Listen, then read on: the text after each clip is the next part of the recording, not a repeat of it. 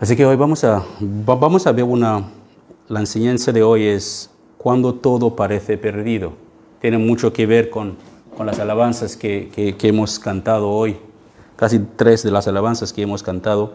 Tiene mucho que ver porque hay momentos que nos pasan cosas en la vida que parece que ya es tiempo de tirar la toalla o lo dejamos correr, ¿sabes? Es que tenemos ganas de rendirnos y decir que, bueno, hasta aquí llego yo, hasta aquí ya no puedo más, ¿sabes? Como cuando falleció mi hermana pequeña, mi madre estaba a punto de tirar la toalla. Le costó bastante, casi 3 años para recuperarse de la pérdida de mi hermana. Fue algo muy fuerte para ella, no se esperaba. Aún que todos, como estaba hablando con la hermana Flora hoy, que todos sabemos que algún día vamos a morir, pero la muerte siempre parece que nos pilla por sorpresa. Hay circunstancias que cuando ocurren en nuestras vidas parece que nosotros nunca más vamos a recuperarnos. Pero es posible que el cristiano nunca se recupere después de algo traumático en su vida, después de algunas circunstancias difíciles en su vida. Es posible que el cristiano no tiene esperanza de fortaleza como los del mundo, que cuando las cosas le van mal, sobre todo en las bolsas, mucha gente cuando cayeron las bolsas, no me acuerdo qué año, cuando la burbuja inmobiliaria cayó drásticamente, muchos inversores se quitaron la vida y mucha gente, por tema de dinero, algo que se puede recuperar después, pero no pudieron aguantar la fuerte pérdida de su dinero y se quitaron la vida. Así que cuando todo parece que ya no hay más esperanza, que todo está perdido, hermanos, déjame decirle que hay esperanza. Hay esperanza cuando nosotros menos esperamos que hay esperanza. Siempre hay una luz de esperanza si nosotros no quitamos nuestra vista del Señor. Perdemos la esperanza cuando salimos del camino del Señor. Perdemos la esperanza cuando empezamos a confiar en nosotros y dependemos de las personas. Si mi dependencia de éxito, si mi dependencia de conseguir algo en la vida, si mi dependencia de felicidad está en las personas a mi alrededor, ¿qué pasará si esas personas mueren? ¿Qué pasará si esas personas ya no están?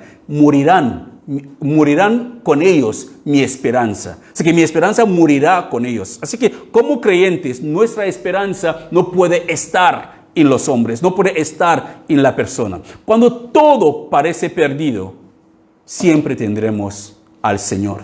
Así que vamos a ver unas historias, hay muchas historias en la Biblia, pero una de ellas que vamos a ver hoy en particular es la historia de un hombre llamado David.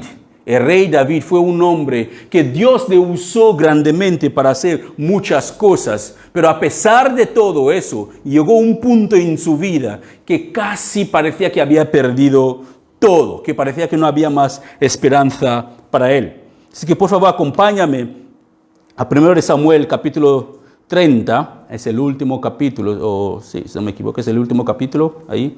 1 Samuel capítulo 30, vamos a ver solamente el versículo 1 a 6, pero lo podéis leer después más, porque toda la historia se extiende más, creo que hasta el versículo 20 y tantos. Pero vamos a ver solamente del versículo 1 de 1 Samuel 30 hasta el versículo 6.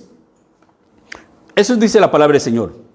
3 días después, cuando David y sus hombres llegaron a su casa, aquí empieza diciendo 3 días después cuando David y sus hombres llegaron a su casa. ¿Por qué? Porque David y sus hombres, cuando se escapaban de rey Saúl, se habían refugiado con los filisteos. Vivían en la tierra de los filisteos. Pero en la tierra de los filisteos ellos estaban bien. Entonces los filisteos tenían guerra con Israel. David y sus hombres querían ayudar a los filisteos porque habían sido buenos con ellos. Así que se unieron con la fuerza filistea para luchar contra Israel. Pero los filisteos desconfiaron de David. Es como, ¿cómo puedes ser israelita y te unes con nosotros para luchar contra Israel? Eso pinta bastante mal. Porque en el campo de batalla, quizás este hombre se le cruza los cables y nos pega, empieza a matarnos a nosotros y podemos perder, ¿sabes? Puede ir contra nosotros y a favor de su pueblo. Así que los comandantes de la armada filistea hablaron con el rey, dijeron que el rey, mira, si quieres que nosotros vamos a la guerra, échanos David y sus hombres aquí, porque no podemos ir contra su pueblo y él está con nosotros, no tiene sentido. Así que con esto el rey les echó, que David, no, por favor, vuelva donde la tierra donde yo os había dado para que vivan en paz con tu gente, con tu familia. Entonces, de dónde estaba la batalla hasta el pueblo donde David vivía eran 3 días. 3 días. Así que 3 días de dejar a los filisteos en el campo de batalla hasta llegar donde estaba la familia de David y sus hombres. Así empieza. 3 días después de haber dejado a los filisteos, cuando David y sus hombres llegaron a su casa, donde ellos estaban, en la ciudad de Siclag, encontraron que los amalecitas habían asaltado a Negev y a Siclag. Habían destruido Siclag y habían quemado hasta reducirla a cenizas. Se habían llevado a las mujeres y a los niños y a todos los demás, pero sin matar a nadie. Cuando David y sus hombres vieron las ruinas y se dieron cuenta de lo que les había sucedido a sus familias, lloraron a más no poder. ¿Qué quiere decir? Que lloraron hasta que se le agotaron la voz de llorar. Lloraron de tal manera que no pudieron llorar más. Las 2 esposas de David, Ahinoam de Jezreel, Abigail y la viuda de Nabal de Carmelo, estaban entre los que fueron capturados. David ahora, escucha bien hermanos, dice, David ahora se encontraba en gran peligro. ¿Por qué? David ahora se encontraba en gran peligro. ¿Por qué? Porque todos sus hombres estaban muy resentidos, muy enojados. Que es por culpa de David. Si nosotros no hubiéramos ido a ayudar a los filisteos, estaremos aquí ayudando a nuestros familiares para luchar contra los amalecitas. Entonces es por culpa de David que nos ha pasado eso. Estaban muy resentidos por haber perdido a sus hijos y hijas y comenzaron a hablar acerca de apedrearlo. Parecía que no había nada más para David. Parecía que David ya se le había acabado todas las esperanzas. Pero ¿qué pasó? David encontró fuerzas en el Señor su Dios. David encontró fuerzas en el Señor su Dios. Vamos a entrar en eso. Presta atención. Primero, hermanos, el rey David era un joven. Cuando fue ungido, pues Dios mismo mandó al profeta Samuel a la casa de padre de David. David tenía unos 15 años. Era de una familia normal y corriente, no era una familia muy conocida. No era como los apellidos de hoy en día, como Roca, como, ¿cómo se llama el dueño de Zara? Bueno, el dueño de Zara, suponemos. No era una familia conocida como Trump, ¿sabe? Era una familia insignificante, una familia humilde, una familia normal y corriente. Y a pesar de todo eso, David era el menor de sus hermanos y era él que se encargaba para cuidar las ovejas. Eso para los muchachos que estáis aquí. Escuchen bien. No importa la tarea que os dan en casa para arreglar vuestras habitaciones o para limpiar el suelo o para hacer eso, para hacer esto. No lo minimicéis. Todas las cosas que os dejan hacer en casa, que os ordenan hacerlo en casa, con eso podéis alabar o glorificar el nombre de Dios, la manera que lo hacéis. No importa lo que os dicen de hacer. Si mami te dice, recoge tu habitación, glorifica a Dios recogiendo bien tu habitación y tu cama de la manera que puedes hacerlo. Frega los platos, no te quejas, frega los platos. Hazlo para la gloria de Dios. David era un muchacho así. Le mandaba siempre a él para que él vaya a cuidar las ovejas. Todo eso lo podemos ver en 1 Samuel 16, lo podéis leer eso tranquilamente. Cuando Dios mandó al profeta Samuel para ir a la casa de David, a la casa del padre de David, para ungir a David, entraron los hermanos de David, el mayor tenía muchos muslos y Samuel lo vio y dijo, eso es segurísimo que es el hombre que Dios ha elegido. Y Dios le dijo, no Samuel, yo no soy como los hombres, yo no miro la apariencia física, yo miro el corazón. Este hombre ya lo había desechado hace tiempo, hasta que David, el último de la casa, salió, era la persona que Dios había elegido. Así que a pesar de ser una persona insignificante y el más pequeño de su casa, era un muchacho que estaba conforme al corazón de Dios. ¿Qué quiere decir que David era conforme al corazón de Dios? Es que David hacía las cosas que a Dios le agradaba. Él hacía las cosas que a Dios le agradaba. Así que cualquier cosa que David hacía era conforme de la manera que Dios quería que él lo hiciera. Él obedecía a Dios. Él nunca iba a la guerra sin preguntar al Señor, Señor, ¿voy o no voy? ¿Me darás victoria o no me darás victoria? Vale, ¿quieres que vaya? Pero ¿cómo quieres que yo les ataque? ¿Por la espalda, por delante, por atrás? ¿O cómo quiere que yo les ataque? En cada cosa que David hacía, él preguntaba al Señor cómo debería hacerlo. Para mí es algo impresionante cuando Dios dice que este hombre tiene un corazón conforme al mío. Hermano, eso es precioso. Que Dios mismo, como a Abraham, Dios llamó a Abraham, es que mi amigo Abraham, ser amigo de Dios, pero nosotros tenemos mayor pacto. No somos solamente amigos, no solamente que somos conforme al corazón de Dios, no, somos hijos de Dios. Un amigo es un amigo, no le cuentas todo a un amigo, solamente algunas cosas que de interés. Pero un hijo es tu heredero. Tiene que saber dónde tienes el cheque, el PIN de tu tarjeta. Tiene que saber todos tus secretitos. Tú le cuentas todo.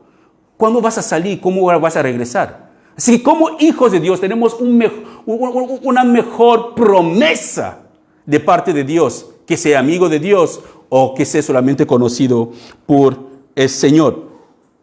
Así que, ¿quién puede conocer el corazón de Dios? Dios dice que David tiene el corazón conforme al suyo. Pero ¿quién? ¿Cómo es posible que David conoce el corazón de Dios? Hace las cosas conforme a la voluntad de Dios. La Biblia nos dice en 1 Corintios 2:11 que nadie conoce los pensamientos de otro, excepto el espíritu de la persona que está en la persona. ¿Qué quiere decir? Que nadie conoce los pensamientos de Dios también, excepto el espíritu de Dios que está en Dios. Así que si David conocía los pensamientos de Dios, sabía lo que Dios quería, era porque David estaba tenía una comunión con el espíritu de Dios. Hermanos, la comunión con el espíritu de Dios no es algo que se cultiva en un solo día, que uno viene a la iglesia un domingo y sale y se convierte en profeta. La comunión con el Espíritu de Dios no es algo que se logra cuando uno coge un libro en la Biblia y lo lee hasta el final. No es eso. La comunión con el Espíritu de Dios para conocer el corazón de Dios es una relación que crezca con el tiempo y se va madurando como un fruto. Empieza siendo verde y poco a poco se va madurando hasta que se convierte en amarillo, listo para comer. Ahí David empezó como un muchacho de 15 años, cuidando las ovejas, alabando al Señor. Y Dios le dio valentía que mató osos y leones con sus propias manos. Él ya empezó a cultivar una relación con el Señor desde pequeño. Por eso es que llegó en el momento que sus hombres querían matarle. Él sabía a quién tenía que buscar fortaleza. Al Señor, su Dios. ¿Por qué? Porque lo conocía en el secreto. Lo conocía desde hace mucho tiempo. No una relación de vez en cuando. No una relación espontánea. No una relación de una semana sí, una semana no. Él conocía a Dios y Dios lo conocía a él. Por eso que Dios dijo, David tiene un corazón conforme al mío. Debemos ser más que David porque somos hijos de Dios. Hay muchas historias, hermanos, en la Biblia sobre las vidas de personas que vivían conforme a la voluntad de Dios. Muchas personas. Pero aún así, ellos tuvieron momentos difíciles como David. Todos. Abraham tuvo su momento difícil. El profeta Elías tuvo su momento difícil. Después de haber matado 400 profetas de Baal. Una victoria impresionante. Solamente una mujer le amenaza. Le voy a matar a ese profeta. Dios, quítame de este mundo, ya no necesito vivir. Después de haber matado a 400 profetas con sus propias manos, Jezabel le amenaza de muerte y él desea que Dios le quite la vida. Cada uno de nosotros, tarde o temprano, pasaremos por nuestro desierto, nuestros momentos difíciles. Personas que confiaron y hablaban con Dios, pero Dios permitió que sufrieran cosas muy difíciles. Llegaron hasta el punto de que sus vidas para ellos parecía una vida totalmente perdida. Hermano, lo más seguro es que tarde o temprano cada uno de nosotros sentados aquí, quizás algunos ya están pasando esos tiempos difíciles. Quizás ya lo pasaste, quizás estás a punto de pasarlo. Pero créanme, no solamente es un solo momento, es continuo. Si leemos, si no me equivoco, si es después de la tentación del Señor Jesús, no sé si es Juan capítulo 3, dice que cuando Satanás le hizo la última tentación, dice que lo dejó hasta la siguiente oportunidad. ¿Qué quiere decir? Que Satanás no nos tienta solamente una vez y cuando Dios nos da la victoria por su pura misericordia, ya se acabó, Él se va a su casa y hace la cama y borra tu nombre de su lista. No. Se va, quita tu nombre de primero, lo pone otra vez para que empiece la fila. Y así, hasta el día que nos muramos. El Señor Jesús fue otra vez tentado muchas veces. Y en el huerto de Getsemaní, la noche antes de ser traicionado. Padre, si es posible, pasa esta copa de mí. Él estaba luchando consigo mismo. Él quería hacer su voluntad. Pero Él al mismo tiempo debería hacer la voluntad de su Padre. Así que todos nosotros, tarde o temprano, pasaremos por momentos difíciles. Pero la pregunta es, ¿en quién buscarás tu fortaleza cuando llega tu momento? ¿En quién correrá para un pronto socorro cuando llega tu momento? El rey David era un hombre que tenía el Espíritu de Dios. Tenía mucha fama por las muchas guerras que él había librado y las muchas guerras que él había ganado. Todos sabían que Dios estaba con él. Fue ungido mismo por el rey, por Samuel, que Dios mandó a Samuel cuando David tenía solo 15 años. Fue ungido rey 15 años antes de ser reconocido rey. Porque cuando fue ungido no era un rey, pero Dios ya estaba con él, porque él ya empezó una búsqueda de Dios a una temprana edad, no en público para que todo el mundo lo vea, que él estaba buscando a Dios. Ni sus hermanos sabían lo que David estaba haciendo. Porque cuando se enfrentó a Goliat, le echaban que ponte atrás. Él se enojó. ¿Quién es el incircunciso que está como desafiando al ejército de Jehová? Se indignó porque tenía el corazón de Dios. Porque David tenía celos de él. Así que se escapó en una ocasión y fue a vivir entre los filisteos, lo que os he contado. Él se fue a vivir entre los filisteos porque se escapaba del rey Saúl. Así que mientras ahí hubo guerra, voy a repetirlo para que lo entendáis bien. Mientras David estaba entre los filisteos, hubo una guerra entre los filisteos y los israelitas. David tomó la decisión con sus hombres para unirse con los filisteos porque habían sido generosos con él para pelear contra su propio pueblo. Pero los líderes, los comandantes filisteos no confiaban en David de ninguna manera. Así que suplicaron al rey. El rey Aquís, que oye, el rey Aquís, sácame a este hombre de aquí. Y el rey suplicó a David, por favor David, regresa con tus familiares, regresa a tu casa, mis hombres no se fían mucho de ti. Así que de vuelta al pueblo donde estaban sus familiares, sus esposas, sus hijos y todas las demás personas, ellos se dieron cuenta que los amalecitas habían atacado el pueblo. Un grupo enemigo había venido y atacar el pueblo. Alguien se preguntará, ¿pero de dónde salió esos amalecitas? ¿Quiénes son esos amalecitas?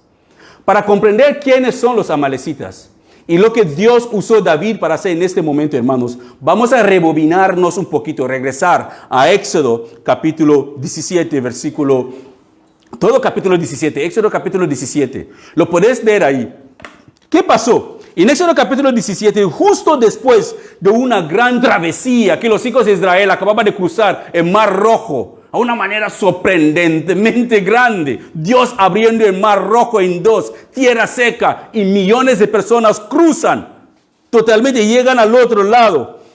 Llegaron al otro lado y el pueblo tiene hambre. Dios les manda maná del cielo. El pueblo tiene sed. Dios les manda, les saca agua de una roca. Quieren carne. Dios les manda codornices y una gran victoria.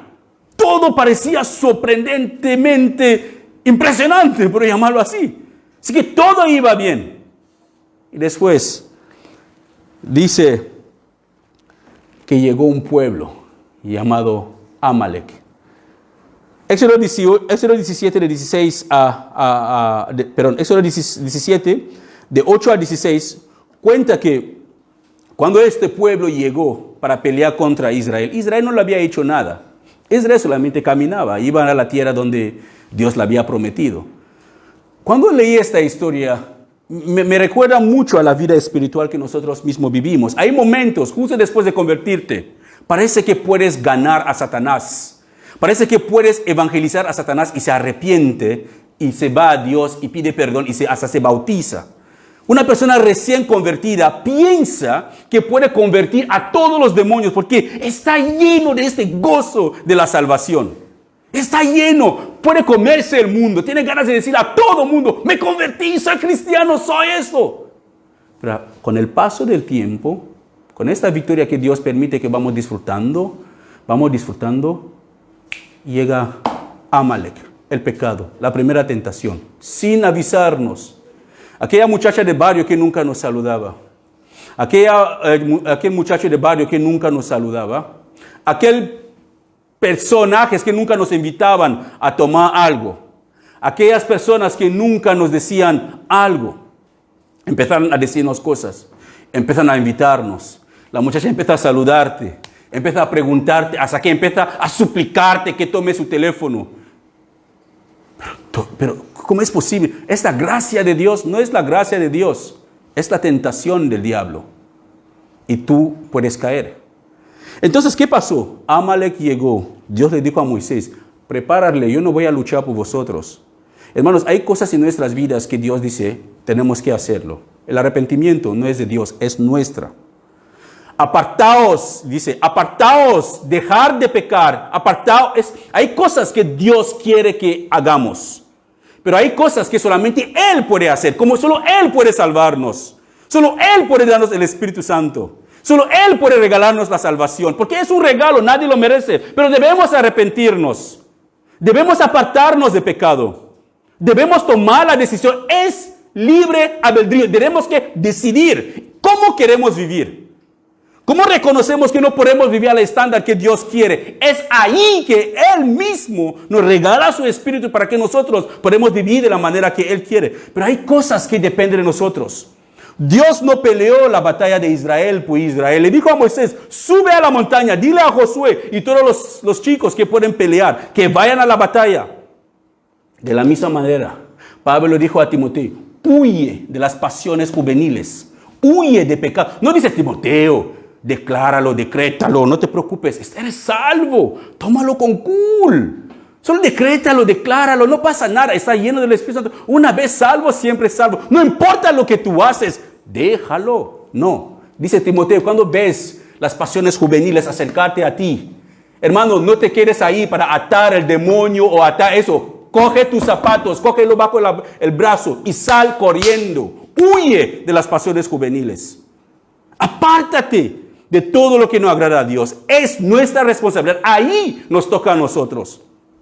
Y Dios tiene su obra que Él hace a nosotros. La regeneración nos transforma. La santificación es de Él. Él nos va llenando con su Espíritu cada día. Nos va transformando cada día más a la imagen de su Hijo. Más que permanezcamos en Él, más pareceremos a su Hijo.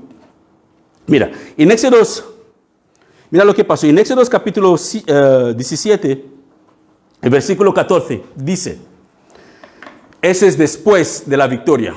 Israel peleó contra Amalek, ganó los amalecitas. Y después de esta gran victoria, Dios le dijo a Moisés, después de la victoria, el Señor le dio a Moisés las siguientes instrucciones. Escribe esto en un rollo para que sea un recuerdo perpetuo y leerlo en voz alta a Josué. Josué tenía que ser el siguiente comandante. Yo borraré por completo la memoria de Amalek debajo del cielo. Los mismos amalecitas que atacaron a David. Dios le prometió a Moisés, 400 años antes del ataque, que yo voy a borrar a esos amalecitas que atacaron a mi pueblo sin ningún motivo. Ahí tenemos también como cristianos que Dios ha prometido que destruirá la muerte y el pecado cuando Jesús vuelva. Lo va a destruir. Es que no habrá negociación. Destruirá. Nos dará nuevos cuerpos que nunca nos envejeceremos. Seremos como Cristo. ¿Qué quiere decir? Que las canas que tengo ahí ya me van a desaparecer todas. Tendré 33 años porque es la edad que murió el Señor Jesús. Vigoroso, fuerte. Podré correr más que cualquiera. Seremos todos jóvenes. Por eso, hermano, que cuando un cristiano muere, no tenemos que llorar como los del mundo. No tenemos que llorar como los del mundo. Pero nosotros tenemos que saber que hay esperanza en Cristo Jesús. Porque cuando Él vuelva, todos los que murieron en Cristo resucitarán. Estaremos con Él. Así que padres, tenemos que instruir a nuestros hijos en el camino del Señor, para que cuando nosotros nos partamos, podamos volver a verles un día si ellos permanezcan en el camino. Así que Dios le prometió a Josué que iba a destruir a los amalecitas debajo del cielo. Así que son los mismos amalecitas que 400 años después regresaron y atacaron a Negev y a Ziklag, donde vivían las familias de David y sus hombres. Los mismos regresaron más de 400 años después. En el versículo 6 de 1 Samuel 30, dice que David se encontraba en gran peligro porque sus hombres estaban muy resentidos por sus pérdidas, que comenzaron a hablar acerca de apedrearle. Es que David se encontraba en gran peligro. La gente, sus hombres ya no querían, no me importa si es un hombre de Dios este chico. No es que no me importa si ha ganado muchas batallas, no me importa, es que a causa de él mi familia es presa de los amalecitas. A causa de él nuestras esposas están. A causa de él nuestros ganados han sido robados. A causa de este hombre, no me importa si es un hombre de Dios. Así que pensaban apedrearle. El apedreamiento, hermano, es la muerte más dolorosa, que por ejemplo es mejor que te decapiten o te ponen en la cárcel, te mueres ahí, pero escuchando piedras cayendo sobre tu cabeza una tras otra, hasta que se te va el aliento, no es bueno para nada. Es lo que iban a hacer con David. Y David sabía que sus hombres no bromeaban, porque en aquella época la gente mataban como cualquier cosa. La gente tenían sus espadas y mataban como cualquier cosa. Así que David sabía que esos hombres no bromeaban. Así que David no intentó justificarse, como muchas de las veces intentaremos de hacer. Justificarlo. Él no intentó justificarse. Él no corrió para esconderse. No salió corriendo, ni hizo nada que podemos considerar una reacción humana y normal en nuestro tiempo. ¿Sabe? Es que él no hizo nada para intentar de justificar su acción, sino él hizo lo más importante que las Escrituras nos dice, que David encontró fuerzas en el Señor, su Dios. Hermanos, yo me pregunto, ¿desde cuándo David tenía una relación con Dios para llegar a este punto tan clave en su vida que la gente quiere matarle? En vez de salir corriendo para salvarse la vida, se quedó ahí y encontró fuerza en el Señor, su Dios. ¿Cómo es posible una situación así, tan complicada? ¿Cómo es posible? Su reacción, hermano, la reacción de David, aquí entramos bien. La reacción de David no es un fruto de una relación tibia con Dios. Él no tenía una relación tibia con Dios. No iba al templo de vez en cuando para orar. No ofrecía sacrificio en su tiempo de vez en cuando. No leía la palabra de Dios de vez en cuando. No consultaba al profeta Samuel la voluntad de Dios de vez en cuando. Él mismo no buscaba a Dios en su tiempo privado de vez en cuando. Él no hacía la voluntad de Dios de vez en cuando. Él tomó su tiempo, fue cultivando desde cuando era nada su relación con Dios, porque él no buscaba la gloria de los hombres como lo hacemos. Él buscaba la gloria de Dios, la aprobación de Dios. Porque cuando llegó en el momento que David necesitaba fortaleza externa, porque él no podía, él sabía en quién podía confiar, en el Señor su Dios. ¿En quién corres a buscar tu refugio y tu fuerza cuando las cosas te van mal? En tu madre, tu padre, tu esposa, tu esposo, tus amigos que tienen medios, tu jefa, tu jefe. ¿En quién? En el dinero que tenemos en el banco. Esa es nuestra fortaleza, nuestra confianza. En nuestros hijos que tenemos. David tenía más hermanos mayores, muy potentes y fuertes, que lo había llamado para que le defiendan. Tenía a los filisteos a su merced, eran sus amigos. Y muchas otras naciones eran amigos ahora de David. Él podía haber corrido allí para que le defendieran. Pero se dio cuenta y entendió que las personas, cuando tenemos nuestra esperanza en las personas y mueren esas personas, nuestras esperanzas mueren con ellos. Pero Dios es eterno. Si ponemos nuestra esperanza en Dios, es una esperanza eterna. Así que David buscó fortaleza en el Señor su Dios. Es porque él ya conoció a ese Dios Él ya tenía fe en ese Dios antes de este momento. Y no intentó crear una relación íntima con Dios solamente para suplir una necesidad. No invocó el nombre de Dios por primera vez ahí porque algo le estaba pasando. Como muchas de las veces hacemos, que corremos al Señor cuando las cosas nos van mal. Y cuando Él nos provee las cosas que nosotros queremos, le damos la espalda. Y luego corremos a Él otra vez cuando las cosas nos van mal. Y luego cuando Él nos da lo que nosotros necesitamos, le damos la espalda. Eso no fue la relación que David tenía con Dios. Él no buscaba a Dios para que le ayudara a resolver su asunto urgente. Muchos de nosotros, bajo el estrés y la presión, muchas de las veces tomamos decisiones equivocadas. Pedimos consejos a las personas equivocadas. Hacemos las cosas equivocadas porque nos encontramos bajo presión. Aceptamos las cosas equivocadas. Rechazamos las cosas equivocadas. Todo porque bajo presión.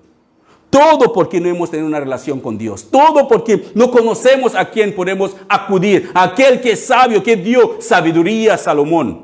Y le convirtió en el hombre más sabio que jamás ha existido y que existirá. Al Señor su Dios. El mismo Dios de David. Es el mismo Dios que nosotros tenemos como Padre. Y en el mundo, hermanos, téngalo bien claro. El Señor Jesús nos lo prometió que en este mundo tendremos aflicciones. Así que si alguien se quiere convertir en el cristianismo y piensa que es por convertirse, sus problemas están solucionados, se equivoca. Y en el momento que te conviertes en cristiano o crees en Jesús, te acabas de alistarte en la lista de los más buscados de Satanás. Irá por ti hasta el último segundo de tu vida, antes que se te va el último aliento para sacarte de las manos del Señor. Les he dicho todo lo anterior. Así que en Juan capítulo 16, versículo 33, el Señor Jesús les dice a sus discípulos: les he dicho todo lo anterior para que en mí tengan paz. Escucha bien. Les he dicho todo lo anterior para que en mí tenga paz. Aquí en el mundo tendrán muchas pruebas y tristeza. Así que ojo, no se sorprende cuando usted tenga tristeza y muchas pruebas. No piensa que porque su tristeza y su prueba es porque usted está viviendo en el pecado. Examina su vida. Si no hay pecado en su vida, pues es la promesa del Señor Jesús cumpliéndose. Que en el mundo tendrán muchas tristezas, tendrán muchas pruebas. Pero dice, anímanse, porque yo he vencido el mundo. Así que Jesús venció. Cuando dice que yo he vencido el mundo, es que Él ha vencido el sistema mundano. Quiere decir que Él ha vencido al diablo. Así que no todos nosotros, hermanos, tendremos las mismas aflicciones. Tómalo en cuenta. No todos tendremos la misma aflicción. Mi aflicción no será la misma aflicción que la vuestra. Cada uno de nosotros nunca seremos probados más de lo que nosotros mismos podemos aguantar. Pero tenemos una palabra profética de parte del Señor Jesús, que podemos confiar en esta palabra. ¿Por qué? Porque Él mismo nos ha prometido que Él venció el mundo. Si Él venció el mundo, somos más que vencedores si estamos en Él. Somos más que vencedores si estamos en Él. Problemas sí que la vamos a tener siempre. Él ya nos ha dicho, en el mundo vamos a tener aflicciones, vamos a tener problemas. Porque nadie se levanta por la mañana eligiendo sus problemas. Yo nunca he visto a alguien que se levanta por la mañana y hace una lista. Señor, quiero que mi vecino me insulta hoy, quiero pelearme con el vecino y quiero hacer esto, quiero hacer... Nadie se levanta. Nos levantamos con el problema ya programado para ese día. Y las decisiones que nosotros tomamos, cómo confrontamos esos problemas, depende de cada uno de nosotros. Y nuestra misma relación con el Señor se deja ver. Se deja ver cuando confrontamos los momentos difíciles que vamos encontrando todos los días. Así que por haber confiado en Dios, Dios le dio la victoria sobre los amalecitas. Es lo que pasó con David. Cuando ponemos nuestra fe en Dios, Dios nos da la victoria sobre las tentaciones. Cuando ponemos nuestra fe en Dios, Dios nos da la victoria sobre todas las demás cosas. Podemos tener victoria de todas las demás cosas cuando nosotros ponemos nuestra fe en Dios. Haciendo así, dando victoria a David sobre los amalecitas, Dios cumplió su promesa que había hecho a Moisés en Éxodo 17:14 que hemos visto. ¿Por qué? si leéis todo la parte de 1 Samuel 30, verás que David destruyó a los amalecitas, pero a saco, totalmente, desaparecieron para siempre, tal como el Señor había prometido a Moisés que lo hiciera, que lo hará. Eso nos demuestra, hermanos, que Dios cumple sus promesas, que podemos confiar en Él. Pero, ¿sabes? Por tener una buena relación con el Señor, por conocer a su Dios, por eso David pudo escribir salmos preciosos como el Salmos 18, 1 a 3. Dice: Te amo, oh Señor, tú eres mi fuerza. El Señor es mi roca, mi fortaleza y mi salvador, mi Dios y mi Dios es mi roca, en quien encuentro protección. Él es mi escudo, el poder que me salva y mi lugar seguro. Clamé al Señor, quien es digno de alabanza, y me salvó de mis enemigos. Alguien que tiene una relación con su Dios.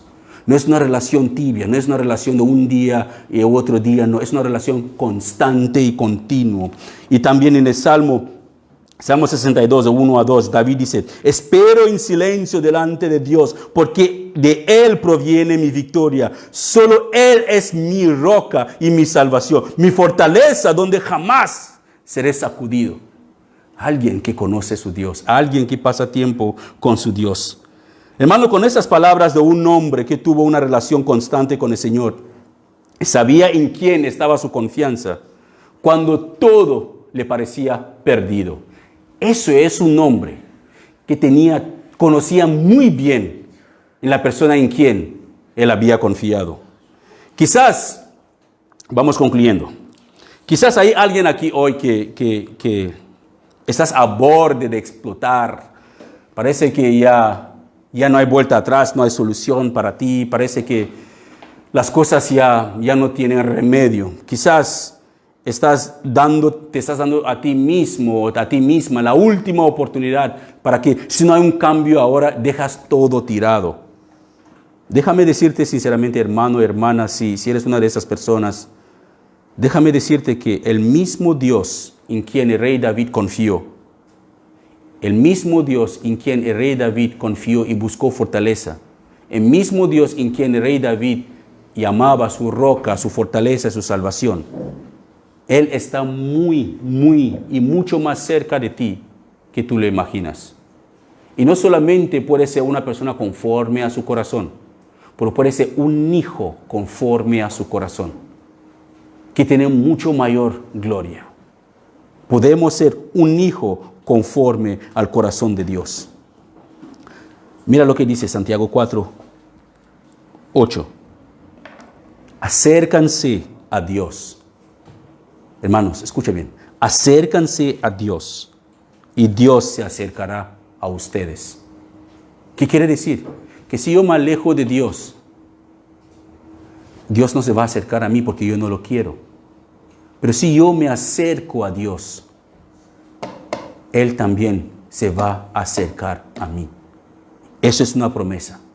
Acércanse a Dios y Él se acercará a ustedes. Lávanse las manos, pecadores, purifican su corazón, porque su lealtad está dividida entre Dios y el mundo. ¿Qué quiere decir? Que aquellas personas que en la iglesia les ve, parece que tienen una aureola ya lista ya para ir al cielo, que cuando Cristo venga son los primeros a entrar en el cielo y los demás tienen que mirar a ver si sus nombres están en la lista o no.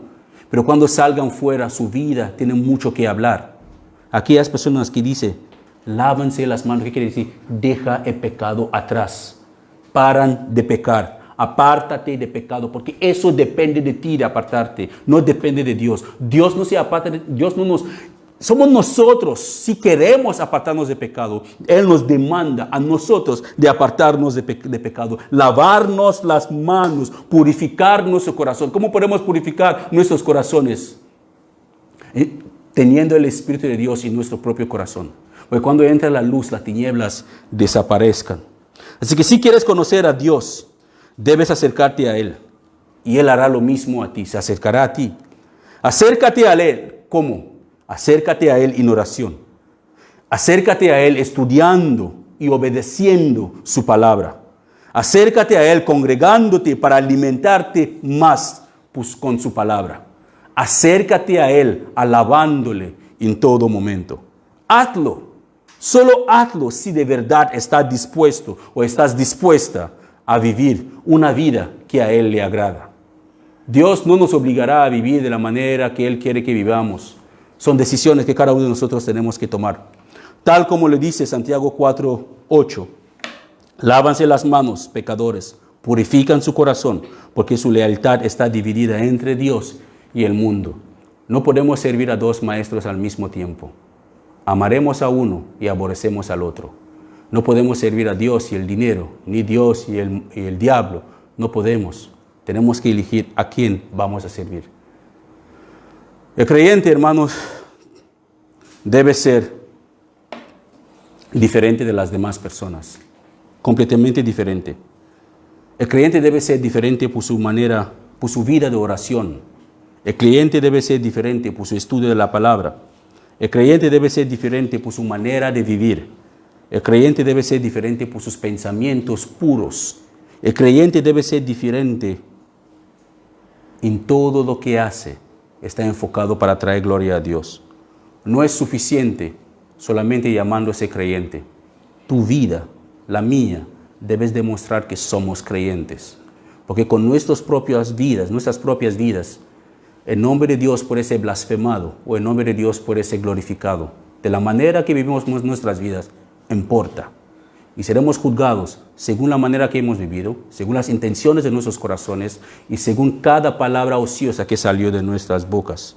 Debes marcar la diferencia. Yo debo marcar la diferencia. Eso es lo que Dios quiere que nosotros hagamos empezando desde este momento si no lo estás haciendo. Si decides entregar tu vida a Dios y estás dispuesta o dispuesto para amarle sin importar las circunstancias de tu vida, te aseguro una cosa.